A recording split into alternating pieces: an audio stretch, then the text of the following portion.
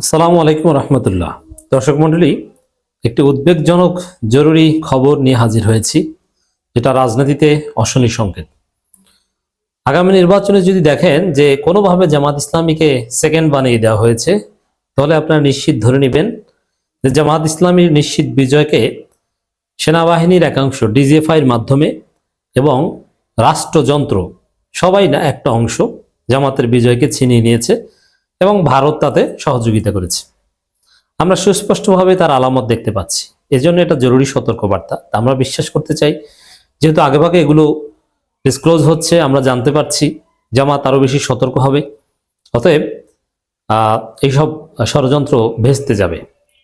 আপনারা অলরেডি জেনেছেন যে বঙ্গভবন থেকে, বঙ্গভবনের ইমেইল ব্যবহার করে, তাও বঙ্গভবনের আইটি সেক্টরে যিনি কাজ করেন তার ইমেইল ব্যবহার করে জামাতের আমিরের টুইটার অ্যাকাউন্ট হ্যাক করে জামাতকে বিতর্কিত করার একটা মহা ষড়যন্ত্র করা হয়েছে। যদিও জামাতের তৎপরতার কারণে, জামাতের সজাগ দৃষ্টির কারণে বঙ্গভবনের সেই ষড়যন্ত্র ব্যর্থ হয়েছে। এটা কি বঙ্গভবন করেছে? না, এখানে বঙ্গভবনকে ব্যবহার করা হয়েছে। আমি আগেই বলেছি শুরুতেই, জামাতের আমিরের এক্স অ্যাকাউন্টের বিরুদ্ধে, এক্স হ্যান্ডেলের বিরুদ্ধে যে ষড়যন্ত্র, হ্যাকিং এর যে ঘটনা, এটার মাস্টারমাইন্ড তারেক জিয়া হিমসেলফ। এবং এখানে তারেক জিয়াকে সহযোগিতা করছে ভারতের আইটি এক্সপার্টরা। এবং যেহেতু খুব সহজেই অনুমেয় যে বর্তমান বঙ্গভবন ভারতপন্থীদের দখলে, চুপ্পু আছেন। এই চুপ্পুকে, এই চুপ্পুর রক্তে আওয়ামী লীগ। এই চুপ্পুর মতো একজন থার্ড ক্লাস ইতরকে শেখ হাসিনা কেন রাষ্ট্রপতি বানিয়েছে? কারণ এই চুপ্পু একজন পাচাটা এবং টেস্টেড অ্যান্ড ট্রাস্টেড ভারতের দালাল বলেই চুপ্পুকে রাষ্ট্রপতি বানিয়েছে হাসিনা এবং ভারত গ্রিন সিগন্যাল দিয়েছে। নইলে চুপ্পুকে তো আমরা চিনতাম না, একে তো রাষ্ট্রপতি বানানোর কথা না। সে চুপ্পুকে বিএনপি বহাল তবিয়তে রেখে দিয়েছে, বিএনপির কারণে চুপ্পুকে সরানো যায়নি। অতএব এই যে চুপ্পুর রক্তে ভারতের দালালি, সেই চুপ্পু ভারতের পক্ষে তো কাজ করবেনি। যার অংশ হিসাবে চুপ্পুর দপ্তর থেকে, বঙ্গভবন থেকে আমিরের জামাতের এক্স অ্যাকাউন্ট হ্যাক করতে সহযোগিতা করা হয়েছে। এখন রাষ্ট্রযন্ত্র যদি এভাবে জামাতের বিরুদ্ধে লাগে, এটা ডেফিনেটলি জনগণের যে প্রত্যাশা, একটি free, fair and credible election, তার পথে একটা বড় বাধা। তবে আমি যে কথা বলি সেই কথা আবার একটু স্মরণ করে দিতে চাই। নতুন বাংলাদেশের বাস্তবতা হচ্ছে একটি সুষ্ঠু নির্বাচন। কোনো কারচুপি নির্বাচনের মাধ্যমে, কোনো ষড়যন্ত্রের মাধ্যমে, কোনো কেন্দ্র দখলের মাধ্যমে বাংলাদেশে কোনো ক্ষমতা হস্তান্তর হবে না। তবে এটা ওরাও জানে, যার ফলে কেন্দ্র দখল এই টিভির কারচুপি হয়তো বা কম করতে পারে, কিন্তু সূক্ষ্ম কারচুপি, যেটা সাদা চোখে দেখা যাবে না, এই ধরনের একটা চেষ্টা আছে, যার আলামত আমরা দেখতে পাচ্ছি। এখন আমরা বিশ্বাস করি যে এই ষড়যন্ত্র ব্যর্থ করে জামাত ক্ষমতায় আসবে। ডাকসুতে এরকম অনেক ষড়যন্ত্র হয়েছিল, ডাকসুতে ছাত্রদল ভোট চুরির চেষ্টা করেছিল, কিন্তু পারেনি শিবিরের তৎপরতার কারণে। তো জামাতের তৎপরতার কারণে পারবে না। জামাতের একটা প্রতিনিধি দল বঙ্গভবনে যাওয়ার সিদ্ধান্ত নিয়েছে। যে কিভাবে কি হয়েছে এটার জবাবদিহি করতে হবে, এটা বের করতে হবে। কিন্তু আমরা দেখতে পাচ্ছি নির্বাচন কমিশন এরা কোনো ব্যবস্থা নিচ্ছে না। বিশেষ করে অতি সূক্ষ্মভাবে নির্বাচন কমিশন বিএনপির প্রতি পক্ষপাত করছে। বিএনপির লোকজন সুস্পষ্টভাবে সন্ত্রাস করছে। এটার ফ্যাক্ট বেসড প্রমাণ নির্বাচন কমিশনে জাতীয়ভাবে জামাত সিইসির কাছে দিয়ে এসেছে এবং লোকাল পর্যায়ে ইউএনওর কাছে, ডিসির কাছে, ওসির কাছে জামাত বিএনপির যে সুনির্দিষ্ট সন্ত্রাস এগুলো দিয়ে আসছে, কিন্তু কোনো ব্যবস্থা নিচ্ছে না।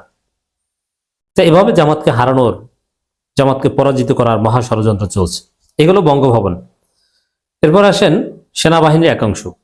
বঙ্গভবন ষড়যন্ত্রের সাথে, বঙ্গভবন কাণ্ডের সাথে ডিজিএফআই জড়িত, আর সেনাবাহিনীর একাংশের লোকজনেই ডিজিএফআই চালায়। দেখেন, প্রথমে বলে নিই, সেনাবাহিনী বাংলাদেশের গর্ব, সেনাবাহিনী বাংলাদেশের সম্পদ। সে বাহিনী হিসেবে সেনাবাহিনী অলওয়েজ পেশাদার, তাদের প্রতি আমাদের শ্রদ্ধা। কিন্তু সেনাবাহিনীর একটা অংশ যে কি আকাম করেছে, এটা তো গত 15 বছরে আপনারা সবাই দেখেছেন। কত নিচে নামতে পারে মানবাধিকার লঙ্ঘন। যে সেনাবাহিনীর হাতে সবসময় মানবাধিকার নিরাপদ, সে সেনাবাহিনী সবচেয়ে ভয়ানক অপরাধগুলো করেছে। গুমের চাইতে পৃথিবীতে ভয়ানক কোনো অপরাধ নেই। হত্যা করা তো ইনস্ট্যান্ট ঘটনা, মেরেছে শেষ। কিন্তু আটকে রাখা, জীবিত না মৃত্যু, কনসেন্ট্রেশন ক্যাম্প এবং আয়নাঘর, কি ভয়ানক, কি বিভৎসতা। এই কাজটা কিন্তু সেনাবাহিনীর সদস্যদের তত্ত্বাবধানে হয়েছে। এমনকি ক্যান্টনমেন্টের ভিতরে ডিজিএফআই হেডকোয়ার্টার বিভিন্ন জায়গায় আয়নাঘর ছিল, এবং ডিজিএফআই কচুকাতে, এটা কোথায়? ক্যান্টনমেন্টের ভিতরে। অতএব সেনাবাহিনীর একাংশ তারা নানান অঘটন ঘটাচ্ছে এবং তারা যেহেতু ভারতের দালাল, ভারতপন্থী সেনাবাহিনীর অফিসাররা জামাতকে পরাজিত করতে মহা ষড়যন্ত্র করছে। এই ষড়যন্ত্রের একটা বিষয় মিডিয়া এসেছে, আপনারা দেখেছেন যে তারেক রহমান যে আসনে নির্বাচনে প্রতিদ্বন্দ্বিতা করছে ওই আসনে জামাত ইসলামী মনোনীত সংসদ সদস্য প্রার্থী জনপ্রিয় ব্যক্তি জনাব ডাক্তার এস.এম. খালেদুজ্জামান, তার একটা ভিডিও নিয়ে তোলপাড়। যমুনা টেলিভিশন শিরোনাম করেছে, ক্যান্টনমেন্টে গানম্যান নিয়ে ঢাকা 17 জামাত প্রার্থী অতঃপর যা হলো। এখানে সেনাবাহিনীর সদস্যদের সাথে এস.এম. খালেদুজ্জামানের যে বাকবিতণ্ডা, এটা নিয়ে কথাবার্তা হচ্ছিল। দেখেন এখানে কি কথা হয়েছে, ডাক্তার খালেদুজ্জামান কতটুকু ঠিক কথা বলেছেন বা বলেন নাই, দ্যাটস ডিফারেন্ট। এটা কোনো আলোচ্য বিষয় না। ডাক্তার খালেদুজ্জামানের প্রশ্নগুলো ভ্যালিড, মৌলিক প্রশ্ন ভ্যালিড, যে তারেক রহমানকে আপনার চাটেন, আপনার দেশকে ধ্বংসের দিকে নিয়ে যাচ্ছেন। আপনি এখানেও কিন্তু স্পষ্ট করেছে সেনাবাহিনীর একটা অংশ, সবাইকে কিন্তু বলেনি, সেনাপ্রধানের প্রশংসা করেছে। তারেক রহমানের ক্ষেত্রে সব প্রোটোকল নিরাপত্তা দেওয়া হয়, কিন্তু আমার গানম্যান নিয়ে এখানে পার হতে দেওয়া হবে না কেন, এটা ছিল প্রশ্ন। এখন এই প্রশ্ন করতে যে নানান প্রশ্ন অবতারণা হয়েছে, সেটা ঠিক না বেঠিক এটা ভিন্ন কথা। কিন্তু আমার কথা হচ্ছে এই ভিডিও কে ফাঁস করলো? এই ভিডিও সেনাবাহিনীর নিজস্ব বডি ক্যামেরার মাধ্যমে ধারণকৃত, এটা এই কনভারসেশনের মধ্যে আছে। যেটা আমরা এস.এম. খালেদুজ্জামানের ফেসবুক পোস্ট থেকে জানতে পেরেছি, এই যে ঘটনা এটা রিসেন্ট না, এটা কমপক্ষে 1 মাস আগের হয়তো।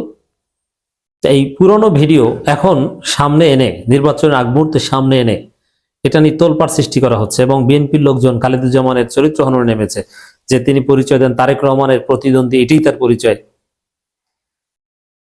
খালেদুজ্জামান কতটুকু স্মার্টলি ডিল করেছেন কি করেন নাই, দ্যাটস ডিফারেন্ট। বাট এই ভিডিও ফাঁস হলো কিভাবে? এই ভিডিও সেনাবাহিনীর ভিতরে থাকা ভারতপন্থী অংশ মিডিয়ার হাতে তুলে দিয়েছে, বিএনপির হাতে তুলে দিয়েছে। প্রথমে বিএনপি তাদের অফিসিয়াল ফেসবুক পেজ থেকে প্রচার করেছে, তারপরে যমুনা টেলিভিশন থেকে শুরু করে সব মিডিয়া এটা নিয়ে রিপোর্ট করছে। এর মানে সেনাবাহিনীর একটা অংশ তারেক রহমানকে জেতাতে, জামাত প্রার্থীকে বিতর্কিত করতে ভূমিকা রাখছে। গোপন ভিডিও যেটা সেনাবাহিনীর কাছে সিক্রেটলি থাকার কথা, এটা তারা বাজারে ছেড়ে দিচ্ছে। এর মানে সেনাবাহিনী ভারতপন্থী অংশ, বঙ্গভবন, এগুলো জামাতকে পরাজিত করতে এক মহা ষড়যন্ত্র শুরু করে দিয়েছে। এটা দিবালোকের ন্যায় স্পষ্ট হলো। দর্শক, এই খালেদুজ্জামান প্রচন্ড জনপ্রিয় একজন প্রার্থী, ধনী একজন প্রার্থী, 1,80,00,000 টাকা বছরের ট্যাক্সই দেন, প্রতিষ্ঠিত একজন ডাক্তার। তার তুলনায় তারেক রহমান কোনো যোগ্যতাই নেই। তারেক রহমান ইন্টার পাস, এবং এই এলাকায় ঢাকা 17-তে প্রচুর বস্তি, আর বস্তিবাসীর মধ্যে জামাত কাজ করতে যে যথেষ্ট জনপ্রিয়, যার ফলে নিশ্চিত পরাজয় দেখছেন তারেক রহমান। এই কারণে এই তারেক রহমান তার নিজস্ব মেকানিজম ব্যবহার করে এই ভিডিও লিক করিয়েছেন এবং পেছন থেকে ছুরি মেরে অপকৌশল করে, অপরাজনীতি করে তারেক রহমান জিততে যাচ্ছেন।